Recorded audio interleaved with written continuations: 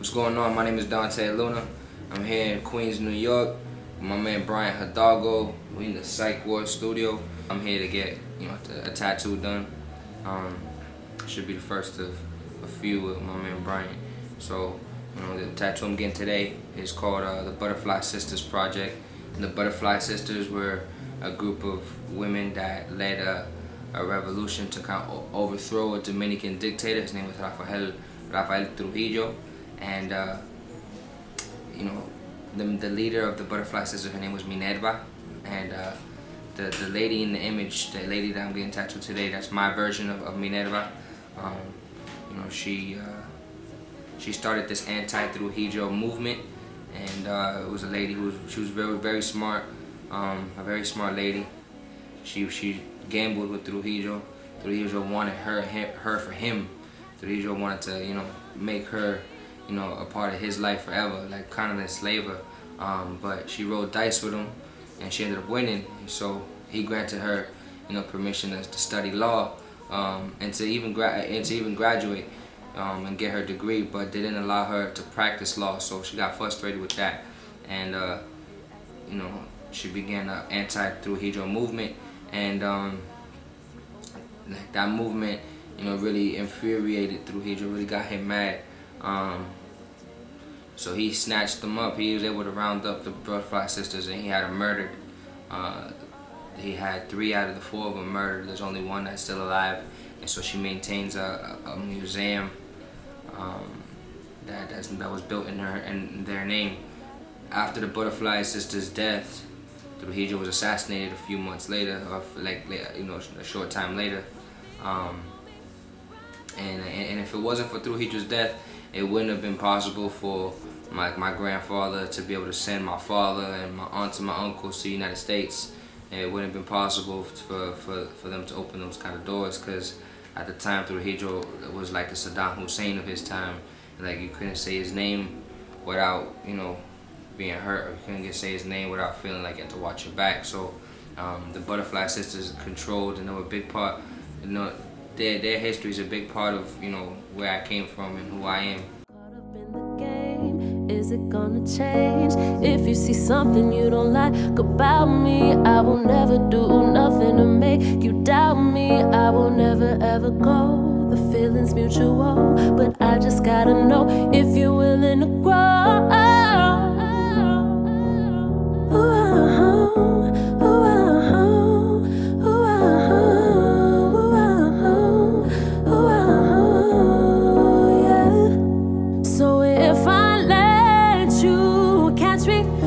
Unhook me, throw me right back into the water, with all the other fishes to wonder, am I just another fish in the water?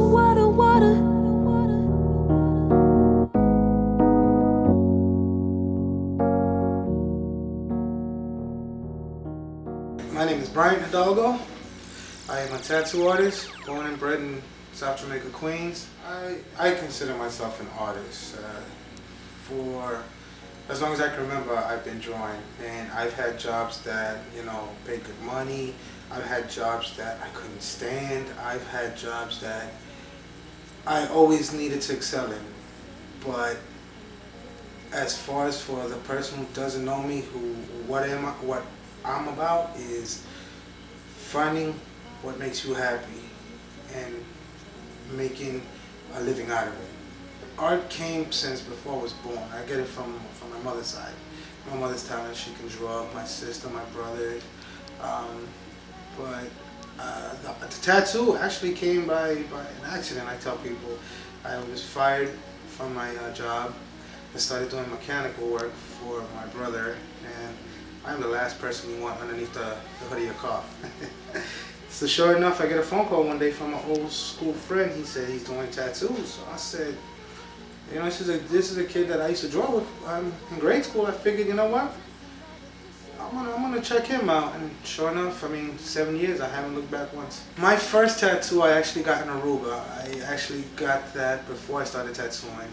I didn't know the simplicity of the art. It's tracing, but it's also, as you prolong, you get into your own style. Alright, that's where it differs from where everybody could do it to you doing your own thing. And when I first got my tattoo in Aruba, I realized I could do this, but I needed more of a push than that. And when my partner got me into this, sure enough, it stemmed. You know, he gave me the machine, he gave me this, that, and the thing, you know, everything I needed to tattoo, but he didn't give me the knowledge. The knowledge is something that I obtained through watching shows like Miami Ink., Chris Garver, LIII, Corey Miller, Kat Von D, searches on the internet, Tony Silvaro, Nico Hurtado, and then as far as inspiration, you have people like Bob Tyrell, who was up there. He started at the age of 30, and now he's like, you have to be on the wait list to get tattooed by him. I used to listen to Tony Robbins a lot late at night because I have insomnia. I had insomnia since I was young. I still have it. So he's a guy on TV telling you can make it, you can make it, you can make it. And how decisions in 1 minute, it can change your life. You can choose to do this, you can choose to do that, and in that minute, that can alter the course of your life. And I was working with my brother. At that time, I was just starting to tattoo. I was working with my brother, and I was doing something that I realized, this is another job that's gonna make me want to kill myself. And at that point, I had taken the tattooing serious since day one. My first tattoo was on my ex-girlfriend. I think I was more nervous than she was getting it, as opposed to, I was more nervous than her getting it as opposed to me doing it. I was like freaking out, like what the hell am I doing? Sure enough, my partner watched me. He saw what I was doing. He said, don't do this, do that. And that was to the extent, you know, he gave me the tools, but he basically just let me know I had to figure it out on my own, you know. And the second tattoo I did in my partner's house. I grabbed my cousin, I said, let's go, and I did it. I had no idea what I was doing. But at that point in time, I knew that through inspiration, like listening to Eminem, where failure is not an option, I knew then that this is what I was going to do. There's no other way around it for me. When you do something you love and you make a living out of it, it's not a job. That's what I love about it. It's art. There's always a new media to explore, a new way. I used to airbrush. I didn't like that much, but it's still art. I drew almost every chance I could. So now that I'm doing tattoos, it's a form of art. I love that to the extent of how high I can take it. And I want to be a well-known artist. You know, you start from the bottom, you work your way up to the top. But one thing I do dislike is back in the early 90s, everybody was trying to be a DJ. You had 2 turntables in the mixer, that's it, you were a DJ. You didn't know how to scratch, you didn't know how to put beats together, you just had 2 turntables and create a record, you were a DJ. Everybody in the mother was a DJ. And those who stuck with it are actually well-known DJs nowadays. This is the new era of the DJ, only it's tattooing. You know, people go and get a tattoo machine, it's not a gun. If you're calling it a gun, that's it. That's first sign you don't know what you're doing. It's a tattoo machine. People go get a machine, they grab all their friends, they scratch them up. That's what we call scratches. I cannot hate on that too much because that's how I started. I was a scratcher, but I kept with it and I still do it. You know, there are people who do it as a fad, who just do it because they can and they don't see any future. Third tattoo, they call themselves a tattoo artist. You are not a tattoo artist, all right? And the one thing you have to do is apprentice. If you don't apprentice, you really cannot call yourself a tattoo artist. I apprentice in the long run, and it's a pain in the ass, but it's a step you have to take to do it. If you want to get started, the one thing I can advise you on is it's a pyramid. You have to start from the bottom. If you're an artist, you're known for this, you're known for that, that's fine. But if you want to get into the tattoo, now it's a whole different media. What you could do on a canvas, what you could do on paper, what you could do on a wall, it's very different how you can get the same effect onto the skin. So to obtain that knowledge, you have to follow certain tattoo artists. Look at their work. What do you admire? Why do you want to be like this person? Or not necessarily be like that. Why is it you like that style, and how can you render it to your own? And then from there, find somebody who's been tattooing for a long time and can teach you. And that's apprenticing. But the bottom line is, apprenticing really it sucks. You are the bottom feed. You will be treated like, pardon my French, you will be treated like shit a majority of the times. You have to sit there, grin and bear it. because in the end, you're gonna walk out with a skill that nobody can take away from you. So if you have to come set up a station, break down a station, they tell you to stay there. They tell you to look. They send you to the store, I mean, it's a limit to what you have to do for a person. But as long as it stays within the realm of you learning how to tattoo, that's how you start. Find a tattoo artist or a tattoo shop or wherever you can and ask to apprentice in that.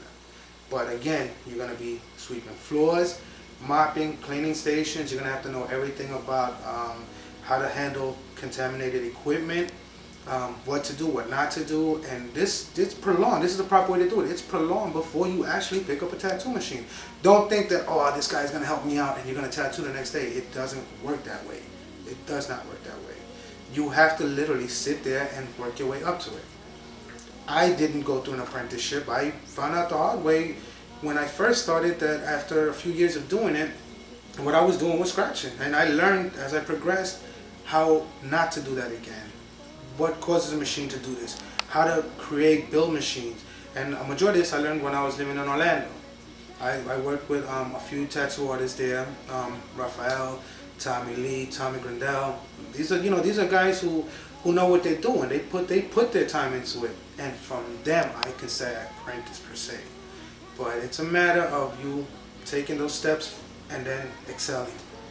You can't just overnight say I want to be a tattoo artist and it's gonna happen overnight. Am I just another fish in the water?